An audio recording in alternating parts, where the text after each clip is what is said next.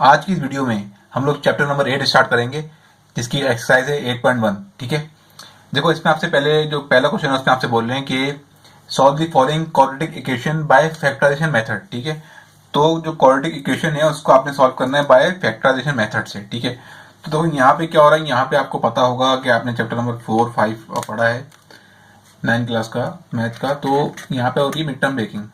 ठीक है, तो वो मिड टर्म ब्रेकिंग कैसे करते हैं मैं रिपीट करा दूँ एक दफ़ा।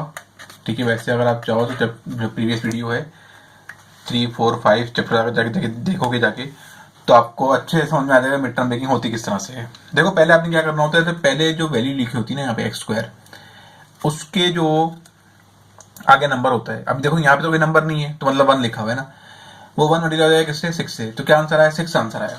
ठीक है, अब आपने क्या करना है, दो नंबर का आपने क्या करना है, 6 का एलसीएम लेना है। ठीक है, और दो नंबर ऐसे प्रोड्यूस करने हैं, इसको प्लस माइनस करें तो क्या आता है, 5 आ जाए, मल्टीप्लाई करें तो 6 आ जाए। ठीक है, तो मैं जरा रफ में जाके इसका एलसीएम ले लेता हूँ 6 का। 2 3 6 एंड 3 1 3। ठीक है, अब देखो जरा, अब जब मैं इसको प्लस करूंगा ना, देखो 2 और 3 को प्लस करने में क्या आ रहा है, प्लस का 5, और मल्टीप्लाई करने में क्या आ रहा है, 6 आ रहा है। तो क्या करोगे आप, आपके पास कौन से दो नंबर है, इसको प्लस माइनस करने में क्या आ रहा है, प्लस करने में 5 आ रहा है और मल्टीप्लाई करने में 6 आ रहा है, तो वो 2 और 3 है, तो इसको अरेंज कर देंगे। ठीक है, 2x² plus 2x plus 3x and then plus 6। जो आपके पास दो नंबर आए ना 2 और 3, इसको बीच में रखोगे, और जो बीच वाले नंबर के साथ अल्फाबेट लगा हुआ है, जो वेरिएबल लगा हुआ है, वो दोनों के साथ लगा दोगे। ठीक है, अब यहाँ से कॉमन लेंगे, यहाँ से अलग कॉमन लेंगे। यहाँ से कॉमन क्या आ रहा है, x कॉमन आ रहा है, यहाँ पे 2x थे, एक x बचेगा, यहाँ 2 बचेगा। ठीक है, यहाँ पे कॉमन आ रहा है, यहाँ पे एक वेरिएबल तो कॉमन नहीं है ना। ठीक है, यहाँ पे कॉमन है 3 कॉमन लेंगे, बिकॉज क्योंकि 3 के टेबल में 3 भी आता है और 3 के टेबल में 6 भी आता है, तो यहाँ x बचेगा और यहाँ 3 2 6। ठीक है, समझ गए, मैं दोबारा रिपीट कराया तो यहाँ से हमने क्या कॉमन लिया, x कॉमन लिया, क्योंकि देखो यहाँ पे x² है और ये एक x है, तो छोटी पावर लेते हैं हम लोग बाहर कॉमन, x की पावर 1 बाहर कॉमन लेंगे। यहाँ पे 2x थे, आपने एक बाहर लिया तो कॉमन बचा x, यहाँ पे एक x था तो यहाँ 2 बचा।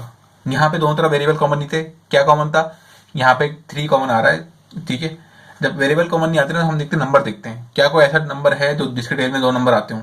हाँ, वो 3 है, 3 के टेबल में 3 भी आता है, 3 1 3, और 6 कब आता है, 3 2 6, तो मैंने 3 बार कॉमन ले लिया।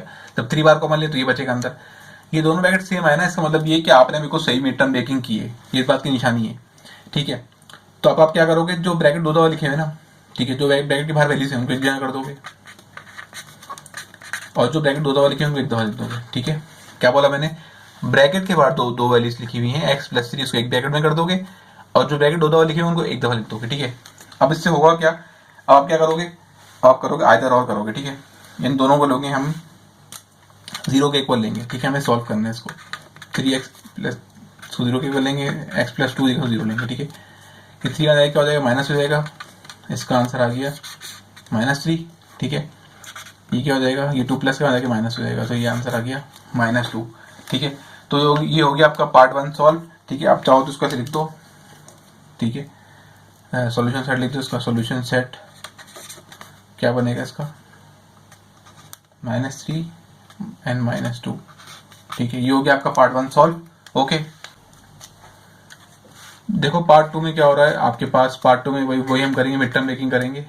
ठीक है, x² के पास जो नंबर लिखा होता है वो पहला नंबर लास्ट नंबर से मल्टीप्लाई होता है, क्या आंसर आया, 6 आंसर आया। ठीक है, ऐसे दो नंबर लेके आओ जिसको प्लस माइनस करें तो क्या आंसर आए, -1 आए, मल्टीप्लाई करें तो क्या आंसर आए, 6 आए। तो क्या करो, 6 का एलसीएम ले लो, आपको पता है 2 और 3 आएगा। ठीक है, अब देखो यहाँ पे आप बात सीखोगे, आपको आंसर लेके आना है -1, यानी कि बड़े नंबर के साइन रखेंगे माइनस, छोटे के रखेंगे प्लस। इससे होगा क्या कि दो टर्म माइनस भी हो जाएंगी और आंसर में माइनस साइन भी आ जाएगी। ठीक है, अगर मैं 3 की साइन प्लस रखता ना और 2 की माइनस रखता तो आंसर 1 तो आता लेकिन पॉजिटिव 1 आता, हमें नेगेटिव 1 चाहिए। ठीक है, तो इन टर्म्स को उठा के हम क्या करेंगे, अरेंज कर देंगे, 6x²। ठीक है, -3x प्लस 2x -1। देखो जरूरी नहीं कि यहाँ पे मैंने, देखो आप ना दोनों टर्म में से कोई भी टर्म पहले ले सकते हो, चाहो तो 2 पहले ले लो, चाहो तो 3 पहले ले लो। मैंने 3 पहले ली, 2 बाद में ली है, आप चाहो तो 2 पहले ले लो और 3 बाद में ले लो, कोई मसला नहीं होगा, आंसर बिल्कुल सेम आएगा। अगर नहीं समझ में आ रहा तो जाके वो देखे चैप्टर नंबर देखो मिड टर्म ब्रेकिंग वाला, ताकि आपको समझ में आ जाए। ठीक है, देखो यहाँ पे क्या हो रहा है, यहाँ पे आपका कॉमन लेंगे, क्या कॉमन आ रहा है यहाँ से, यहाँ से जो कॉमन आ रहा है 3 कॉमन आ रहा है, क्योंकि 3 डिटेल में क्या आता है, 3 भी आता है और 6 भी आता है, और x की पावर 1 कॉमन आ रही है।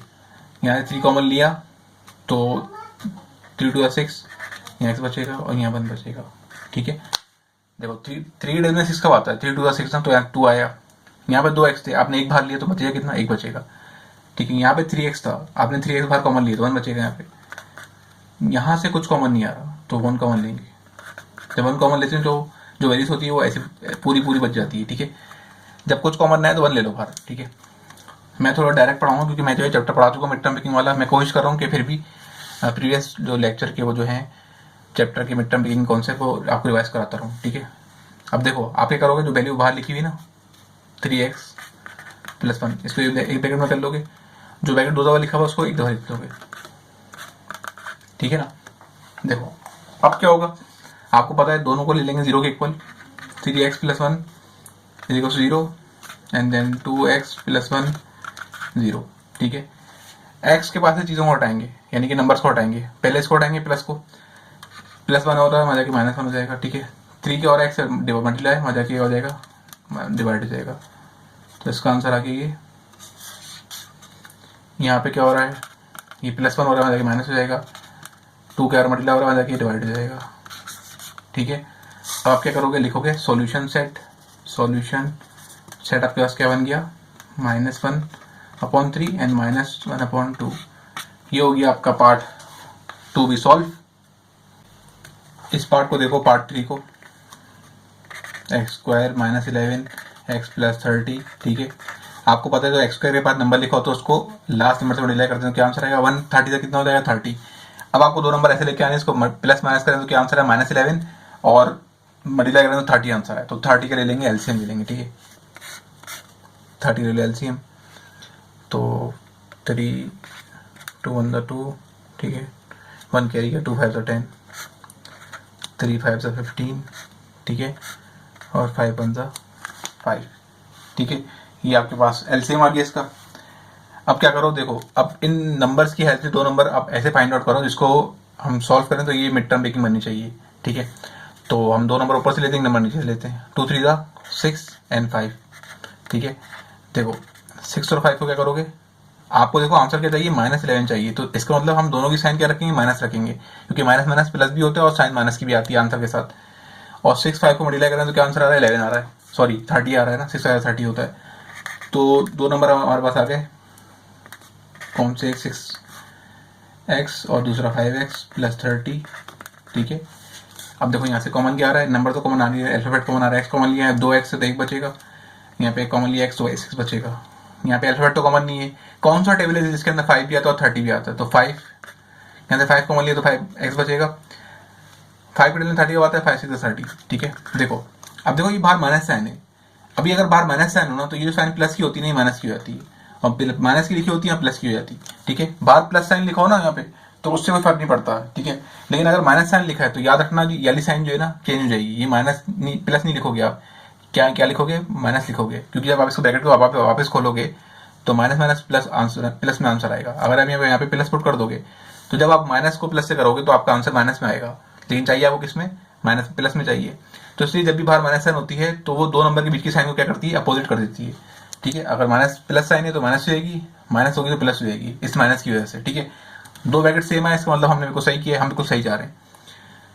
ब्रैकेट के बाहर जो वैल्यूज है उनको एक जगह कर लेंगे, जो ब्रैकेट 2 दफा लिखे हैं उनको 1 दफा लिख देंगे। ठीक है, आइदर और करेंगे, 0 को, दोनों वैल्यूज को 0 के इक्वल लेंगे। ठीक है, ये माइनस हो जाएगा प्लस हो जाएगा, ये आपका आंसर आ गया x का, ये माइनस हो जाएगा प्लस हो जाएगा, ये आपका आंसर आ गया। ठीक है, सॉल्यूशन सेट क्या बनेगा, 5 6। ठीक है, ये आपका आंसर हो गया। ठीक है, पार्ट 4 देखो यहाँ पे आपके पास ना जो इक्वेशन दी हुई है, आपको एक्सप्रेशन दी हुई है। ठीक है, यहाँ पे 3 टर्म्स नहीं है तो ये मिड टर्म तो ब्रेक होगी नहीं। ठीक है, यहाँ पे क्या काम होगा, देखो इस तरह जब क्वेश्चन आ जाए ना, देखो यहाँ पे ये होगा, यहाँ पे हम कॉमन ले लेंगे डायरेक्ट, क्योंकि मिड टर्म ब्रेक तो हो नहीं सकती। मिड टर्म ब्रेक कहाँ होती है, 3 वैल्यूज होती है ना, दो वैल्यूज होती है, वेरिएबल वाली, एक कांस्टेंट वैल्यू होती है। तो यहाँ पे 2 वैल्यूज हैं वेरिएबल वाली, लेकिन कांस्टेंट वैल्यू कोई नहीं है। कांस्टेंट मतलब क्या, जिसके साथ कोई अल्फाबेट ना लिखा हो, वो कहलाती है कांस्टेंट वैल्यू। देखो यहाँ से कॉमन क्या आ रहा है, एक्स कॉमन आ रहा है, एक्स कॉमन ले लेंगे, यहाँ पे 2x है तो 1 बचेगा, यहाँ पे 1x है तो 2 बचेगा यहाँ पे, ठीक है। अब ये आपकी वैल्यू है ना, ये वाली, इस वाली x को, इसको 0 के इक्वल लेंगे अपने यहाँ पे, और इसको भी 0 के इक्वल लेंगे, सिंपल। इसका तो आंसर आ गया सिंपल। यहाँ पे क्या करोगे, ये माइनस का 2 हो जाएगा, प्लस का हो जाएगा, ये हो गया आपका पार्ट 4 भी सॉल्व। इसका सॉल्यूशन सेट बनेगा 0,2, ये हो गया आपका पार्ट 4 भी सॉल्व। देखो मैं छोटी छोटी वीडियो इसलिए बनाता हूँ क्योंकि मुझे पता है कि आप लोगों का ज़्यादा वीडियो, लंबी वीडियो देखते नहीं हो आप लोग। मैं चाहूँ तो एक ही वीडियो 1-1.5 घंटे की वीडियो बना दूँ, उसके अंदर पूरी एक्सरसाइज सॉल्व करा सकता हूँ, ठीक है मैं। लेकिन मैं क्यों नहीं करवाता, क्योंकि मुझे पता है कि फिर बच्चे पूरी वीडियो देखते नहीं है, इतनी लंबी वीडियो बोर हो जाते हो ना आप लोग। इसलिए मैं छोटे छोटे पार्ट बनाता हूँ एक्सरसाइज के, 4 क्वेश्चन 5 क्वेश्चन की वीडियो बनाता हूँ, ताकि आप लोगों के लिए देखना आसान हो जाए और मेरे लिए बनाना आसान हो जाए। अगर आपको कोई क्वेश्चन नहीं समझ में आया हो तो आप मुझसे कमेंट में पूछ सकते हो, मैं इंशाल्लाह जवाब दूंगा।